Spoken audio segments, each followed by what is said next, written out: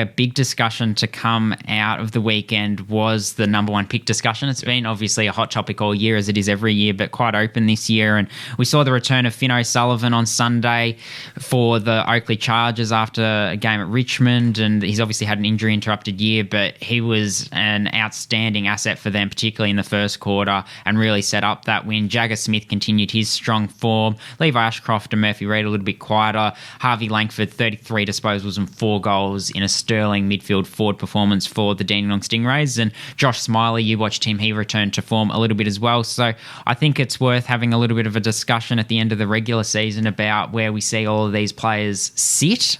Nathan, I'll throw to you first. Yeah, well, we'll obviously touch on this as the draft gets closer and there's still finals to go. So a fluid conversation. Foss's return does make you turn your head. You're like, wow, that was that type of impact. And what did he finish with? 18 touches, 3 goals. 3 goals, yeah. So that type of impact, I think, is different to what a Smiley or a Jagger do. They're usually, that's wind if you're hearing that sound in the background. There's no one at our door. But Jagger and Smiley, I feel like they're both able to rack it up.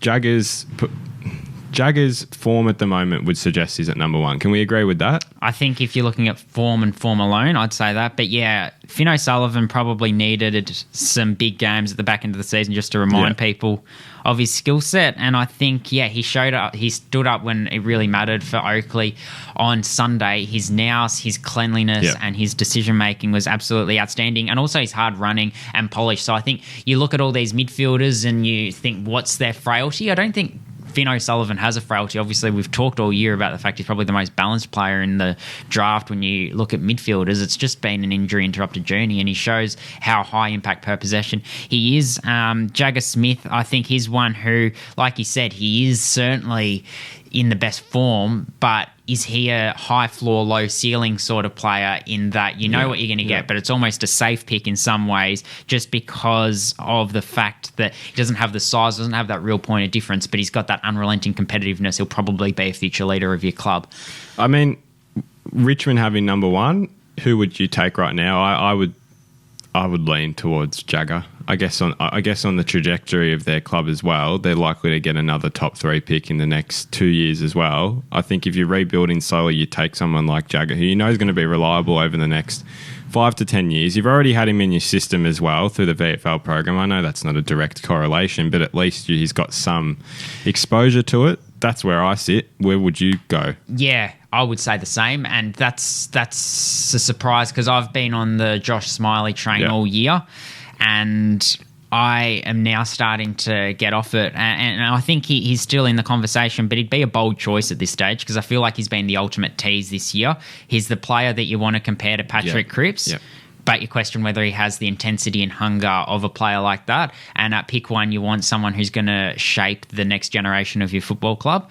And I think we've seen at times this year that there have been question marks about whether he has the intensity and hunger to really swing a game his team's way. And when you're 194 centimetres, you probably need to be doing a little bit more, particularly at Vic Metro level. Having said that, he did start the Coates League season in Sterling. Well, the question, I mean, we can never comment on his character or something like that. That's the one thing we probably don't have any real good idea of. So in terms of that, he might actually be the type of character that can do that. And we're obviously basing off performance. The one question I want to bring up with him, watching Easton's game on the weekend and watching a lot of Harley during the year is just, general enjoyment, is what's his point of difference now compared to the start of the year? Because when he's shut down with physicality, when the pressure comes on him, I don't feel like his point of difference is found as much. He knows how to get the ball.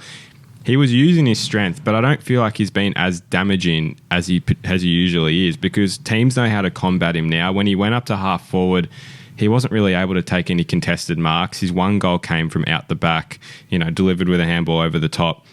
He was still good, and it wasn't a bad performance, but I don't think his impact is felt as much anymore, and that's where I question whether he's at number 1. And it feels like we're really just having a go at him here, but we're not, because we know he's still talented. He's still got terrific assets to be a top 5 player, but I just wonder, like we've seen with Harley at AFL level, when the pressure comes on him and teams know that he's just going to try and bull through you, and that's what he's great at. But when he is stopped at that, he does tend to turn it over a lot. That's what we've noticed with Harley's footy this year, although he still had those magical moments, right? So my question to you is that something that would hinder Smiley at the next level if he's not able to find that little bit of point of difference at the back end? I think he's explosive. I think he's really explosive as well, and he's got speed that is hard to match, and you can close down his physicality, but if he gets out in space, he can really be damaging. He's obviously a clearance player as well. I do think his marking is still very good, even if he didn't show it on the weekend. So that's probably where I'd sit with him. And then I guess just to round out this conversation, there's obviously Murphy Reid and Levi Ashcroft as well, but do you think Harvey Langford is a genuine pick one contender? Because he is breaking barriers I didn't necessarily think he would. I still don't think he's in that conversation, but at 190 centimetres and with the punchy left foot that he's certainly got some attributes that some clubs right at the top end would desire. Yeah, he's a hard one to... I've struggled to see where I sit him, because form would suggest that he deserves to be in that conversation, but I just don't see where he has that real shining, like, excitement X factor about him compared to the top five, because he's just really good at his craft. I feel like that's just, you're getting a player who's really set in what he does. I mean, I see him more as a half forward than a mid. I think his athletic capability to take overhead marks is just like incredible, and I feel like his assets would be better used there. I guess he can move into the mid, and I'm sure that will be explored quite early in his AFL career, but I do see him just outside the top five. I guess the lack of speed as well at times might hinder him as... Yeah, it's a difference at least to the other five. Yeah, and it's not a lack of speed to the point of it being a weakness, but it's a lack of speed when you compare him to the fastest players in the crop. And I think he's one who I've compared to Josh Dunkley, so I probably do see him still as a midfielder forward, but obviously got that overhead marking. And his game isn't defined by speed like someone like a Josh Dunkley. But